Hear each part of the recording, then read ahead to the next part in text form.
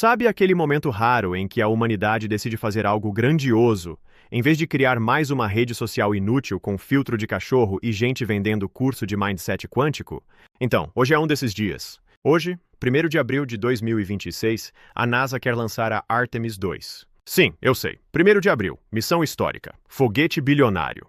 A própria data parece escrita por um roteirista da Marvel em crise de meia-idade. Mas não, é real. Daqui a pouco, se tudo correr bem, 4 astronautas vão embarcar no SLS. Aquele foguete que parece ter sido projetado por um comitê formado por engenheiros, burocratas e o fantasma da Apollo, vão fazer a primeira missão tripulada além da órbita baixa da Terra em mais de 50 anos. E vamos combinar? 5 décadas! A humanidade saiu da Lua por tanto tempo que deu tempo de existir TikTok, multiverso de super-herói e umas 15 cronologias diferentes de Batman. Mas hoje, a gente volta a flertar com o espaço profundo. E fica até o fim porque eu vou te mostrar. Por que essa missão é histórica? Quem são os 4 malucos corajosos entrando nessa latinha premium? Como vai funcionar o bolo? E por que a Artemis II é basicamente o teste definitivo antes da humanidade tentar brincar de condomínio na Lua? Porque uma pergunta precisa ser feita. A gente finalmente voltou a sonhar grande?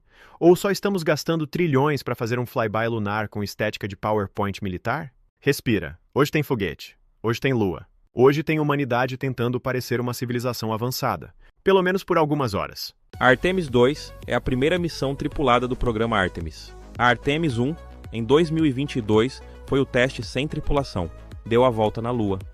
Voltou. E provou que a cápsula Orion conseguia ir e voltar sem explodir. Gráfica, o que no setor aeroespacial já conta como um baita elogio. Agora vem o verdadeiro teste: colocar seres humanos lá dentro. Porque mandar cápsula vazia é fácil. Quero ver mandar gente. Gente reclama. Gente sua. Gente enjoa. Gente aperta botão errado. Gente faz história ou vira relatório técnico de 900 páginas. A missão de hoje vai levar a tripulação numa trajetória free return ao redor da Lua. Traduzindo, eles não vão pousar, não vão estacionar, não vão sair para tirar selfie no regolito e postar partiu satélite natural. Eles vão contornar a Lua e voltar usando uma rota pensada para trazer a nave de volta, mesmo sem entrar em órbita lunar. É elegante, é clássico, é tipo revisitar a estratégia da Apollo, só que com computadores menos ridículos. E banheiros um pouco menos medievais.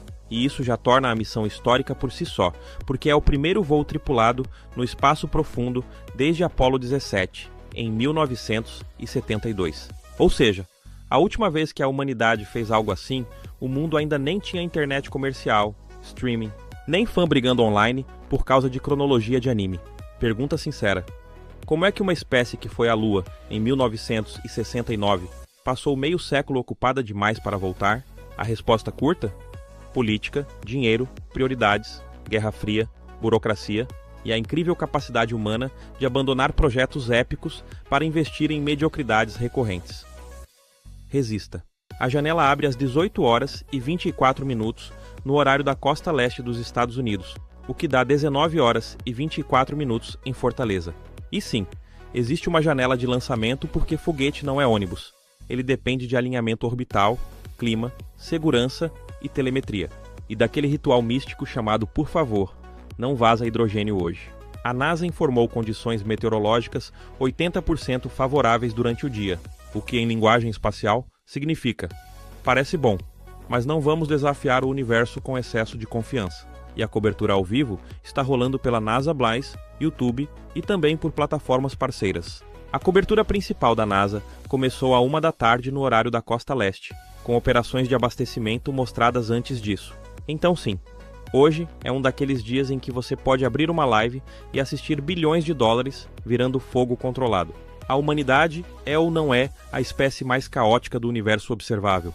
Temos 4 nomes nessa parte lunar: Reed Wiseman, comandante; Victor Glover, piloto; Christina Koch, especialista de missão; Jeremy Hansen, da Agência Espacial Canadense. E esse grupo já entra para a história por vários motivos.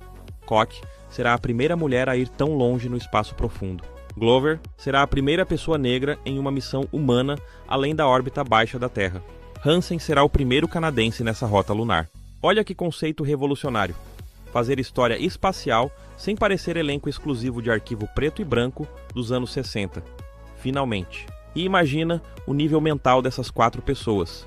Porque uma coisa é viajar de avião. Outra é aceitar sentar numa cápsula em cima de um cilindro colossal cheio de propelente criogênico. E pensar, parece uma quarta-feira produtiva. Isso não é coragem comum. Isso é coragem nível protagonista de ficção científica com excelente plano de saúde. Vamos falar dele. O Space Launch System. O SLS é imenso, caro, poderoso e controverso. Basicamente, o imperador Palpatine dos foguetes. Impressiona, consome recursos absurdos e está sempre cercado de debates sobre se essa era mesmo a melhor ideia possível. Mas uma coisa é inegável: o bicho empurra. Só que o charme do SLS é esse contraste lindo entre o sublime e o burocrático, porque explorar o cosmos é inspirador. Agora fazer isso por meio de contratos, comissões, revisões, atrasos e apresentações institucionais em PDF. Isso já é o verdadeiro teste psicológico. Pergunta retórica número 2. O que levou mais tempo para ficar pronto? A nave Orion ou o trauma coletivo dos fãs de sci-fi depois de décadas sem uma missão tripulada lunar? A viagem dura cerca de 10 dias. Eles sobem, entram numa órbita alta da Terra, fazem manobras, depois seguem em direção à Lua, passam pela região lunar numa trajetória de retorno livre e voltam para ameriçar na Terra. Não tem pouso, não tem bandeirinha nova, não tem um pequeno passo remixado. E isso é ótimo. E isso é muito bom, na verdade. Porque a Artemis II não existe para espetáculo puro. Ela existe para provar que os sistemas da Orion funcionam com pessoas dentro. Suporte de vida, navegação, comunicação, operações em espaço profundo. Em outras palavras, é o tutorial mais caro da história da humanidade. Mas tutorial importante. Porque antes de mandar a gente pousar na Lua outra vez, é bom verificar se a nave não vai agir como software lançado pela Ubisoft no Day One. Mais de 50 anos. Mais de meio século. A distância entre a Apollo 17 e a Artemis II é tão grande que parece um time skip de anime. A última vez que humanos foram além da órbita baixa da Terra, o programa Apollo ainda era memória fresca. Hoje, a Artemis II reacende algo que a humanidade quase deixou virar peça de museu. A ideia de que o espaço não é só cenário de documentário, mas destino real. E isso importa, porque a Artemis II não é ponto final. Ela é ponte. Se der certo, abre caminho para as próximas etapas do programa Artemis, incluindo missões com o objetivo de pouso lunar mais adiante. Então hoje não é só um lançamento, é um teste de credibilidade, um teste de ambição, um teste para ver se a humanidade ainda consegue olhar para o céu e pensar: bora fazer algo absurdamente difícil, em vezes de bora monetizar a ansiedade em vídeo vertical. E segura essa. O mais louco não é só a tecnologia, é o simbolismo. Porque toda civilização precisa decidir que tipo de espécie quer ser. A que só consome entretenimento sobre exploração, ou a que realmente explora. Aqui está a parte mais importante, e talvez a mais incômoda. A Artemis II não é sobre a Lua. Não só. Ela é sobre capacidade civilizacional. É sobre provar que ainda sabemos coordenar ciência, engenharia, risco, visão de longo prazo e coragem humana numa escala quase mitológica. Numa época em que metade do debate público parece girar em torno de rage bait, algoritmo e gente brigando por ficção como se fosse tratado diplomático. Olha o contraste. Enquanto a internet discute ranking de personagem fictício, 4 pessoas reais estão prestes a sair do planeta. É quase ofensivo de tão épico. E tem algo poeticamente cruel nisso tudo. A gente romantiza muito o espaço. Mas o espaço não liga. O cosmos não aplaude. A Lua não manda parabéns no direct. O universo é um deserto gelado, silencioso, radioativo e mortal. E mesmo assim, nós vamos. Por quê? Porque a humanidade tem esse defeito magnífico. Ela é movida por curiosidade. Às vezes por ego. Às vezes por competição. Às vezes por necessidade. Mas, nos melhores momentos, por algo muito mais raro. A recusa em aceitar que o horizonte final seja o teto da própria ignorância. É por isso que a Artemis II mexe tanto com a gente. Não é só um foguete subindo. É uma declaração. Uma declaração de que ainda existe, em algum lugar entre relatórios, cortes de orçamento e burrice coletiva, uma fagulha de grandeza. Missões, como a Artemis II, não servem apenas para descobrir o que existe lá fora. Elas servem para descobrir se ainda existe algo de grandioso aqui dentro. Pesado? Sim. Mas você queria o quê? Que eu comparasse a Orion ao carro do Elon e fosse embora. Então hoje, lembra do que está em jogo. Não é só metal, combustível e matemática orbital. É memória histórica. É continuidade. É o eco da Apollo encontrando uma nova geração.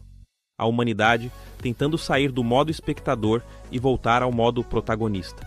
Se a Artemis II decolar hoje, vai marcar o primeiro voo humano rumo ao espaço profundo em mais de 50 anos, levando uma tripulação histórica em diversidade e simbolismo. Num mundo saturado de ruído e mediocridade, ver humanos apontando de novo para a Lua tem um efeito quase terapêutico. Lembra que nossa espécie não serve só para comentar besteira online. Às vezes, ela constrói foguetes absurdos. Milagre tecnológico. Milagre estatístico. Milagre narrativo. Agora eu quero saber de você. A Artemis II é o começo de uma nova era espacial? Ou só mais um momento raro de lucidez? Comenta aí. É o recomeço. Ou só a nossa maneira mais cara e elegante de dizer: Lua, a gente sumiu, mas trouxe trauma, orçamento e vontade de voltar. Resista.